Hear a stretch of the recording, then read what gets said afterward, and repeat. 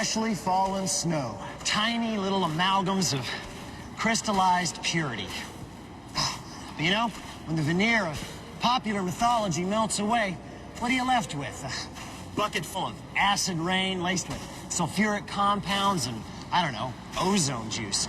Nope, if it's crystalline purity you seek, you're gonna have to park Rosebud at the back door and head for the kitchen, because it's there, between the flour and the tea bags, in a canister labeled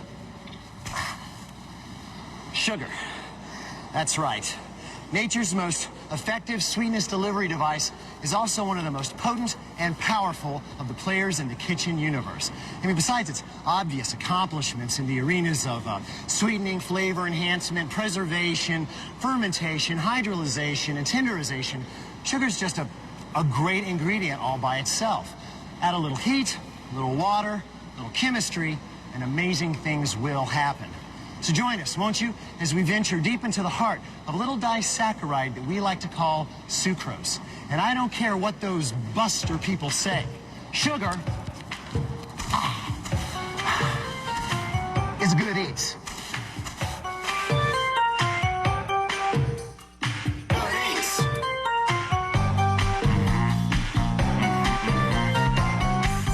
If sunlight were to take a physical form on our planet, it would be as sucrose.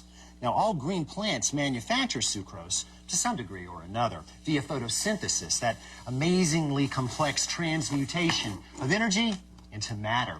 But only two plants, sugar beets and the giant grass we call sugar cane, manufacture sucrose in harvestable amounts.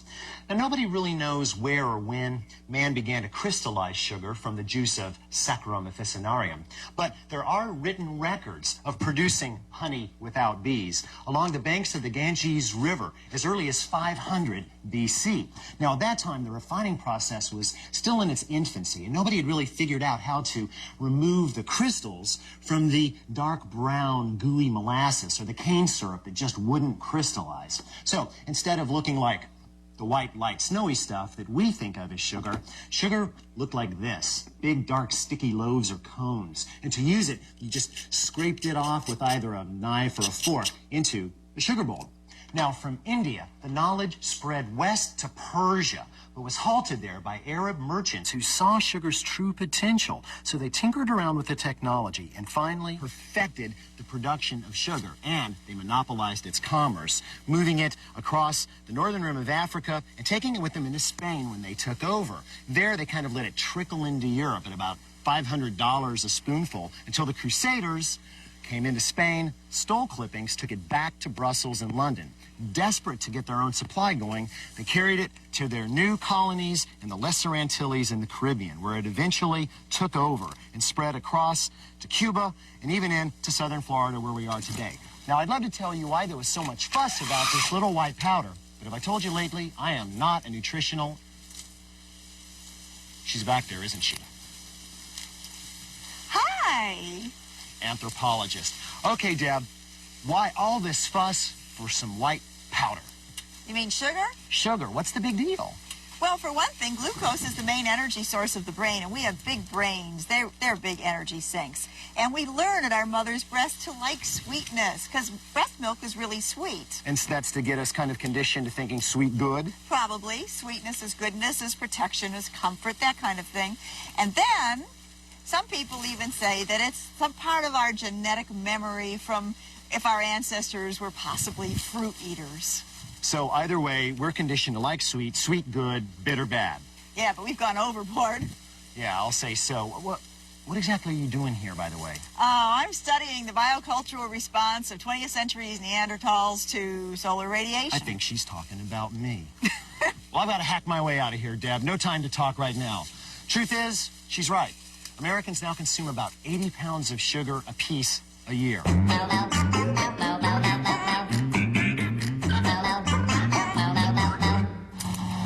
For centuries, human engines in the form of slaves fed the mills of Barbados and Martinique day and night. Up to 25 years ago, the machete was still the harvester's tool of choice. Today, horsepower has all but eradicated manpower from the fields.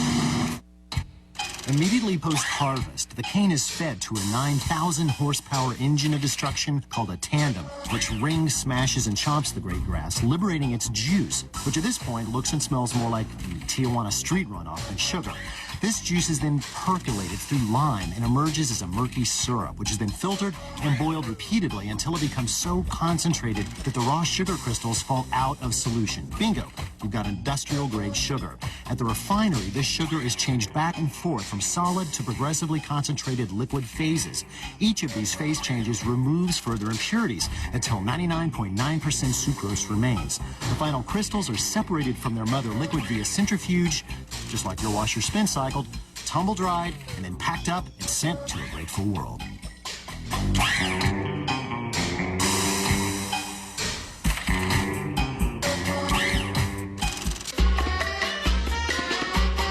Candy making is basically the manipulation of sucrose by heat. Taffy, jawbreakers, fudge, divinity, butterscotch are all made possible by the fact that between 230 and 350 degrees, plain old table sugar, sucrose, goes through more changes than a teenager during prom week. Now, besides simple syrup, there are the traditional candy-making stages, which are named for how increasingly concentrated syrups react when dropped into ice water. There's the thread stage, softball, firm ball, hard ball, soft crack, and hard crack. Further up the thermometer you go, the harder the resulting candy will be. That is, until you get to where we're going today, which is the far end of the thermometer, where sucrose comes apart at the seams, and sweetness gives way to an ever-widening complex of flavors and aromas. Now, sure, all those cooler candy stages have their uses, and we'll get to those on another show. But today, we're taking sucrose to the extreme. Caramel.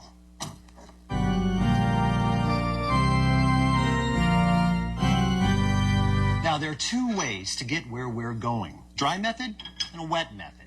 Now, melting sugar by itself in a dry pan is simple, but it's squirrely to control and very easy to burn. The wet method, on the other hand, does have a twist or two in it, but in the end, it's a lot more controllable. Now, the software is pretty darn basic. Just enough table sugar to come about, well, a quarter of the way up the side of the pan. I've got about 2 cups here. And just enough clean water to make it the consistency of wet sand. Now, when in doubt, go with 2 parts of sugar by weight to 1 part of H2O by weight, in which case weight and volume are the same thing. Now, besides your heaviest oven-proof saucepan, hardware is going to include a clean spoon, which is never going to touch this again, not for a while at least, a clean pastry brush, a clean container full of clean water. Now, why all this concentration on clean? Well, it's not so much about sanitation as it is about molecular contamination, but more on that later. I'll put this over high heat.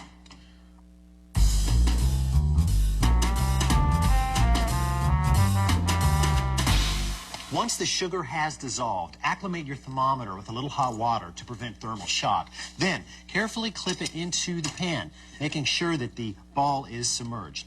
Now, go ahead and let the water boil. Why? Well, to get rid of it, of course. And no stirring, no shaking, basically no touching this pan for about 200 degrees. Why?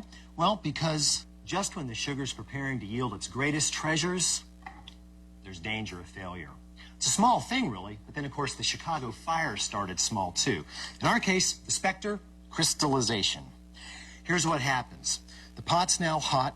Water is boiling out, leaving the dissolved sugar behind. That creates a super saturated solution, and it's very volatile. If you were to just shake the pot around or stir it or have any dirt or anything grimy in there, or even if you were to just drop in one single rogue crystal of sugar, and the entire pot would go kaput.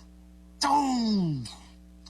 Clamp, rendering nothing but a big blob of crystals. Now, they don't get this big that fast. This took about, 5 weeks for me to grow in my kitchen. But you get the point. Now, the culprit, as is usually the case, is molecules. Molecules are... Now, I'm not a geologist, I'm not a molecular chemist, and I'm not a food scientist, but somebody needs to explain this. Shirley, explain yourself. When you've got something very pure, like table sugar, it's 99.9% pure sucrose, and you've evaporated off a lot of the water, and those molecules are packed in there tight against each other, and then they will hop into place to form a crystal. How do we prevent this from happening? Well, you can be very careful and rinse down the sides and all of that, but the easy way out is chemical. Add a sugar that is similar but slightly different. Its molecule tries to hop in, and it's the wrong one, and the crystal says, no, no, no. So if that one corner can't form, the whole crystal is The crystals won't form. And an impurity, another sugar that's similar but different, is going to be perfect. And what kind of thing are we talking about here? Plain old corn syrup, glucose. Corn syrup. Yes. Like that. Yes, just like that. All you need is about a tablespoon, and then that'll prevent the whole pot from crystallizing. So what we've got is a situation where purity is backfiring on us, and the only way to fix it is with an impurity. Exactly. And a tablespoon will take care of my whole pot. That's right. Thanks, Shirley. I love it. Now, if you find yourself victimized by crystallization, do not despair. You don't have to throw out the whole pot, but you will have to add the water back into the pot and dissolve the sugar again, which is going to take a little bit of time. But take out a little insurance this time with a couple of teaspoons or a tablespoon of corn syrup.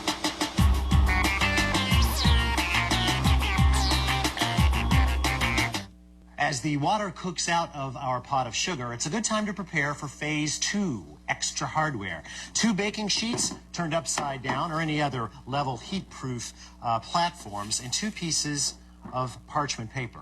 Pretty mysterious, huh? Now, as we near the 300-degree line, prepare to leave the world of sucrose behind. See, at 320, with all the water cooked away, the sucrose melts molecularly, forming smaller sugars, 128 of them to be correct. Now, just under 340, the substance that was sucrose has changed enough that the color actually turns from crystal clear to light gold. Then it moves on to amber, then mahogany. Beyond that lay black, which is definitely over caramelized. Even without a thermometer, you'll know when the big C is coming. Take a look at this. Bubbles have slowed down and they're stacking up on each other. That is a sure sign that the water is almost gone and the sugar is molten.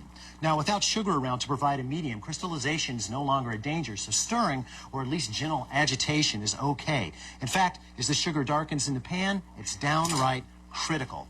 See, without some movement, pockets of sugar will overheat and burn before others even start to brown. So gently rotate the pan to even out the heat. Carefully, please.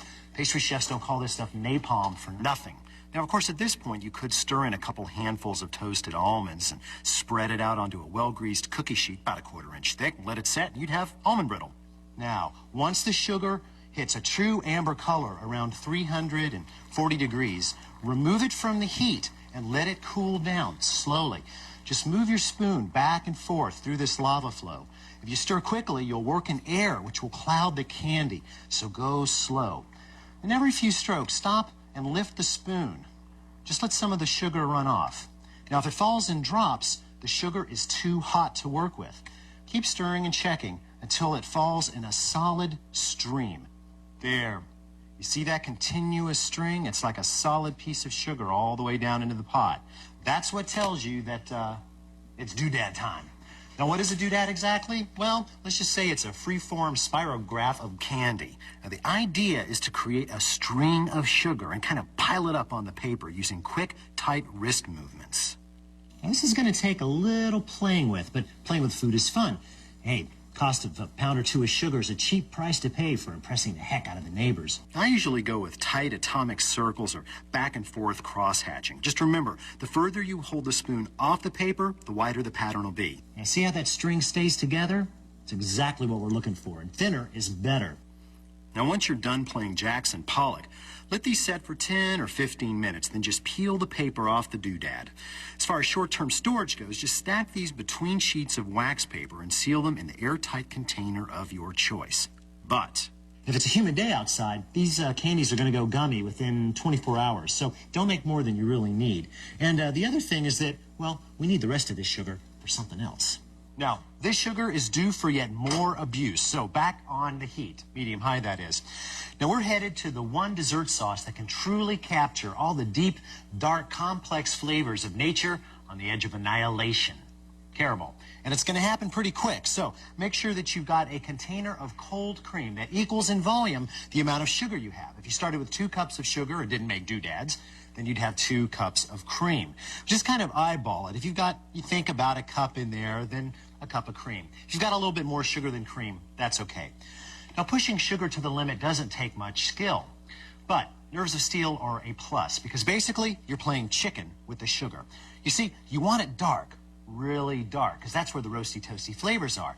But things are moving so fast now that if you answer the phone, yell at the dog, see who's at the door, stop to take a picture of that UFO, or brush that tarantula from your shoulder, you could end up with a pan load of carbon.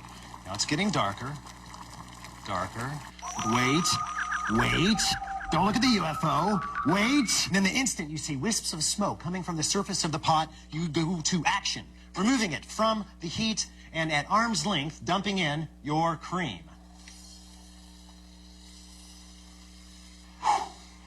What a rush. Now, put this back over medium-high heat and just let it boil, as if it has a choice, for about 3 minutes, stirring occasionally. In the end, you're going to be rewarded with a bittersweet sauce that, well, if given time, would last for weeks. But you know what? Odds are it won't last that long. There you go. Just let it cook, just like that. Now, for those of you who are big brulee fans, here's a way to even quicker sugar destruction. Come to think of it, it's not too easy on bananas either. I picked this little one up during metal shop in high school. It's like medieval Bananas Foster, with a twist. Just move the torch flame back and forth across the sugar. You don't want to stay in one place too long or you'll burn straight through the banana and into the foil that you've hopefully placed underneath your rack. As soon as the sugar browns and bubbles, it's time to move on. Now for the true test. Excellent. Of course, it wouldn't be right to make bananas brulee without making bananas brulee splits. Now, banana split construction is serious business, not to be undertaken without a good foundation. Luckily, we just made one, a caramel sauce. Of course, it's been cooled down a little bit. Now, just smear it right out on the plate. Not only will it provide great soppage for later on, but it'll also provide a nice foundation for the bananas, which are the next step. Now, anybody who's played with Lincoln logs has already got this down. Just lay them together 2 by 2. And the sauce is going to hold those together. Now, the next step is a good scoop of ice cream. Now, we like the peach-laced vanilla ice cream that we made in our show, Churn Baby Churn. You can get the recipe at www.foodtv.com. But any ice cream that you really like, you can use. All you really need is just 1 scoop right here in the middle. Perfect. Now, time for le doodad. The piece de resistance, a little filigree of gossamer love there. And I just usually lay it over kind of like a little hat, chapeau. Now, granted, this doesn't look a whole lot like the banana split of your youth. So, since you're feeling nostalgic, we'll go just 1 of these. But you're going to have to figure out where to put it.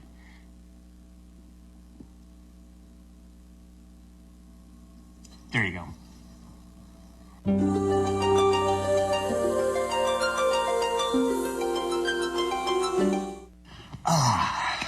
In a world rife with imitation desserts, this is a beacon of defiance, a towering tribute to the culinary power of sugar. What? Dr. Scary. Now on, N.A.V. Now, since you wouldn't come to me, I must come to thee. Well, you know, I really didn't mean to make it by the office, but with my schedule... Listen, you pie-hole! Now tell me, is it safe? To do what? I'm going to ask you one more time. Open? Is it safe to eat that dessert, you dope? Is it safe for your teeth? I don't know. You didn't think about your teeth, did you? No. That's an excellent question. Now, you see, the bacteria in plaque love sugar, and the wee bugs convert the sugar into acid, and the acid eats your teeth. Then you get cavities and have to do things like this.